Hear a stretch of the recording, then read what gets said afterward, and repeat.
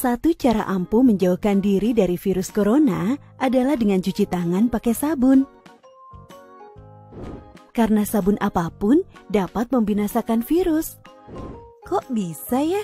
Pada dasarnya, virus itu terbungkus oleh lapisan protein dan lemak. Nah, lemak kan gampang menempel di tangan. Jadi kalau hanya cuci tangan pakai air saja, virus masih akan tetap hidup.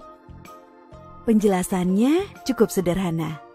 Bayangkan bahwa lemak cair itu adalah minyak. Kemudian, tuangkan minyak ke dalam air dan aduk rata. Apa yang terjadi? Minyak tidak larut, dia tetap mengambang. Solid di permukaan air. Nggak hancur tuh. Tapi coba deh, tambahkan sabun.